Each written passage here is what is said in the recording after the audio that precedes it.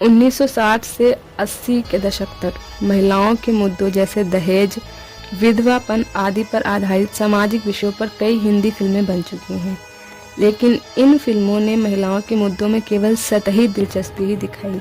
उन्होंने महिलाओं को पीड़ित दिखाया, लेकिन वास्तव में महिला की प्रतिक्रिया या उसके दृष्टिकोण पर ध्यान केंद्रित नहीं किया, बल्कि इस बात पर ध्यान दिया कि कैसे पुरुष उस स्थिति में नायक बन गया और महिला को बेहतर जीवन दिया। अरे कुछ नहीं।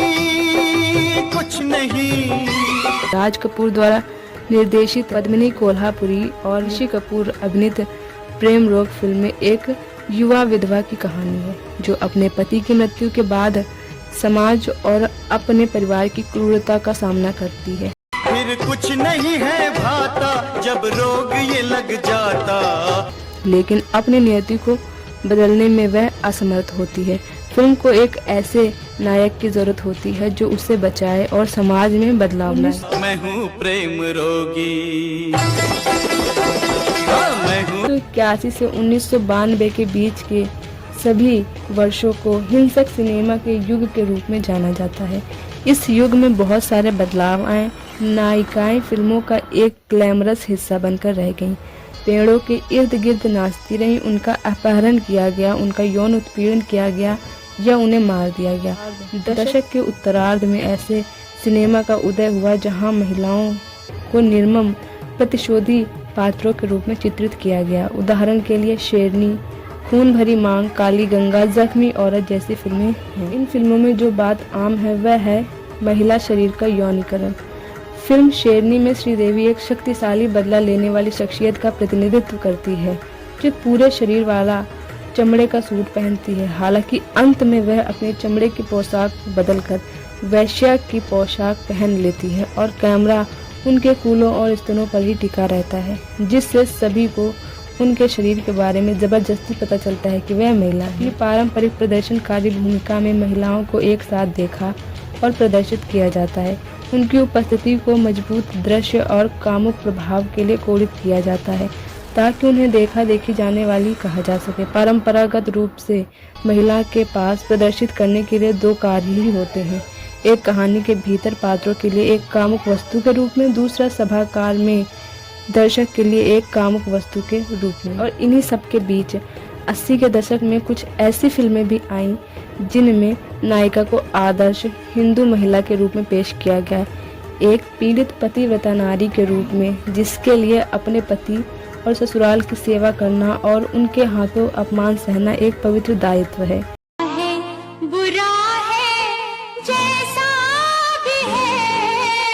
ऐसी दो फिल्में आई थीं, एक पति परमेश्वर और दूसरी नसीब अपना अपना। मेरा पति मेरा देवता है। तो आज की इस वीडियो में हम नसीब अपना अपना फिल्म के बारे में ही बात करेंगे। तो चलिए बढ़ते हैं वीडियो की ओर। ऋषि कपूर के साथ नसीब अपना अपना में राधिका और शरद कुमार मुख्य रोल में नजर आई थी। राधिका का किरदार चंदू बहुत ही ज्यादा पॉपुलर हुआ था। खासकर राधिका का हेयर स्टाइल और उनकी कॉमिक टाइमिंग सबसे ज्यादा पसंद की गई थी। 1986 में नसीब अपना अपना फिल्म आई थी, जो दर्शकों को बहुत ही ज़्यादा पसंद आई थी। फिल्म के डायलॉग्स तो कमाल के ही थे। इसके साथ ही फिल्म के गानों को भी बहुत ही ज़्यादा पसंद किया गया था। लेकिन ऋषि कपूर के साथ फिल्म में राधिका शरद कुमार मुख्य रोल में नजर आई थी। फिल्म में राधिका का किरदार चंदू बहुत ही ज्यादा पॉपुलर हुआ था। खासकर राधिका का हेयर स्टाइल और उनकी कॉमिक टाइमिंग सबसे ज्यादा पसंद की गई थी। राधिका शरद कुमार अब 60 साल के तकरीबन हो चुके हैं, लेकिन इसके बावजूद वे अपने लुक्स और फैशन सेंस में आज भी एक्ट्रेसेस को मात दे सकती हैं। राधिका शरद कुमार साउथ की फिल्मों में भी काफी ज्यादा फेमस हो चुकी। सोशल मीडिया पर भी वे बहुत ही ज्यादा सक्रिय रहती। इतना ही नहीं, उन्हें कई टीवी शोज में भी देखा गया। राधिका शरद कुमार बॉलीवुड के अलावा तमिल फिल्मों में भी काम कर चुकी हैं। नसीब अपना अपना, लाल बादशाह, जींस, आज का अर्जुन, रंगा, मारी सिंघम 3, जेल कुछ उनकी शानदार बॉलीवुड फिल्में रही हैं। हालांकि ये बात और है कि हिंदी फिल्मों में नसीब अपना अपना से ही उन्हें ज्यादा पहचान मिली थी। आज भी उनका हेयर स्टाइल और डायलॉग्स लोगों को हंसाने पर मजबूर कर देते हैं। अगर इस फिल्म की कहानी की बात की जाए तो चंदू एक मासूम लड़की होती है जो सुंदर नहीं दिखती है, खासकर उसके हेयर स्टाइल के साथ जो उसे चेहरे से बदसूरत दिखाता है।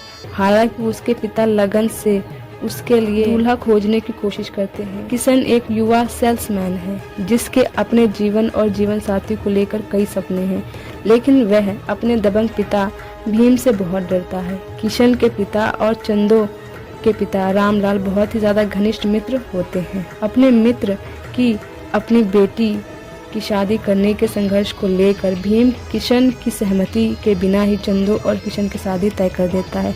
किशन अपने पिता के फैसले पर क्रोधित हो जाता है और अपनी होने वाली बदसूरत पत्नी चंदो को देखकर और भी वो हैरान रह जाता है। ये क्या कर रही है? क्यों जी, मैं गोरी हो गई ना? जो सांवली चमड़ी वाली है, उसमें सामाजिक शिष्टाचार की बहुत ही ज्यादा कमी होती है। हालांकि अपने पिता से डरकर वह अनिच्छा से उससे शादी कर लेता है। किशन को चंदो के साथ रहना बिल्कुल पसंद नहीं। कहाँ फंसे यार?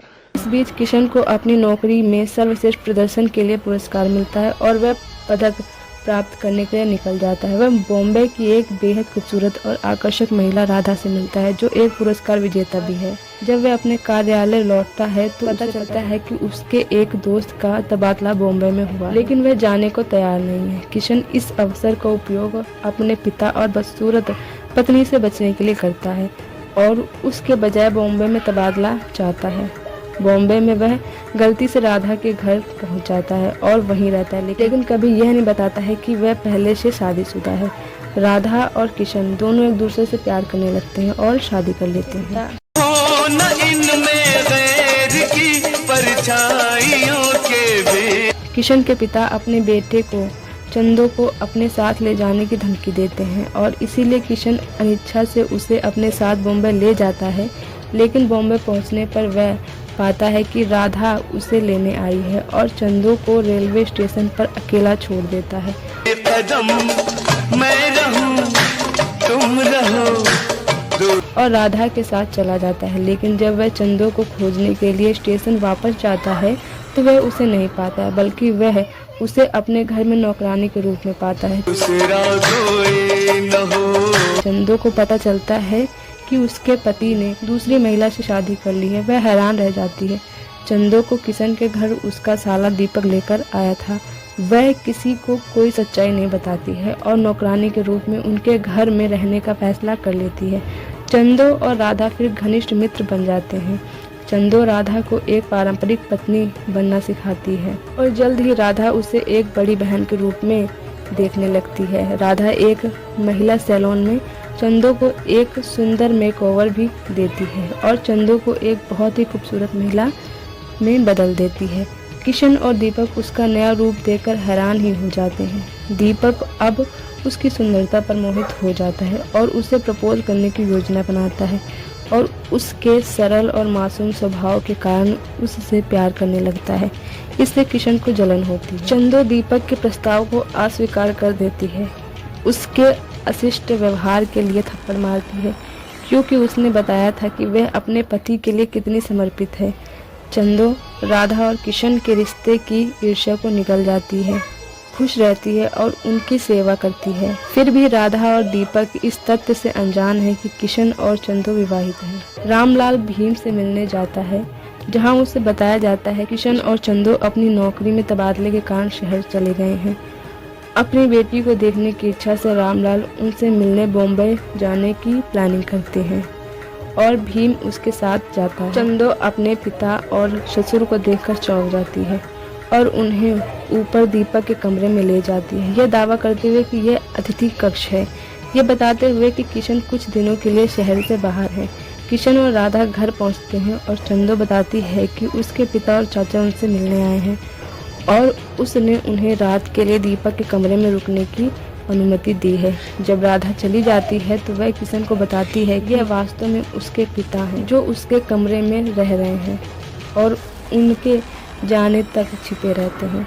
वह वादा करती है कि वह उन्हें सूर्योदय तक बाहर निकाल देगी और उस पर भरोसा करें। रामलाल अंततः रसोई से पानी लाने के लिए बेडरूम से बाहर निकलता है। वह राधा के बेडरूम से गुजरता है जहां वह उसे और किशन को बात करते हुए सुन सकता है और चंदो का नाम लिया जाता है। वह उनके बेडरूम के बाहर जोड़े का एक चित्र देखता है। रसोई में पहुंचने पर वह अपनी बेटी को फर्श पर लेटा हुआ देखता है और यह देखकर हैरान रह जाता है कि उसके जीवन में क्या हो गया है। चंदो उसे आश्वस्त करती है कि वह खुश है और इस घर में नौकरानी के रूप में रहना पसंद करेगी और अपने पति के करीब रहना पसंद करेगी, बजाय इसके कि वह उसके साथ घर लौट जाए और बोझ बन जाए और साथ ही किशन के कार्यों के लिए दोनों परिवारों को शर्मिंदा करे। रामलाल अपनी बेटी को जाने देने का फैसला करता है और भीम के साथ गांव लौटने का बहाना बनाकर निकल जाता है ताकि उसे सच्चाई का पता न चले। किशन ने रसोई में चंदो और रामलाल के बीच बातचीत सुनी और उसकी मासूमियत और विचारशीलता से वो बहुत ज़्यादा प्रभावित हुआ। वह खुद को एक भयानक पति होने और व्यक्तित्व की तुलना में सुंदरता पर ध्यान देने के लिए दोषी मानता है और उससे माफ़ी मांगता है। फिर राधा अंदर आती है और चंदो और किशन को गले लगाती है। राधा क्रोधित हो जाती है और चंदो का अपमान करती है, लेकिन किशन सच बताता है और बताता है कि वह चंदो का खोया हुआ पति है। राधा किशन का अपमान करती है और उसे चाकू से मारने जाती है, लेकिन चंदो उसे रोक लेती है।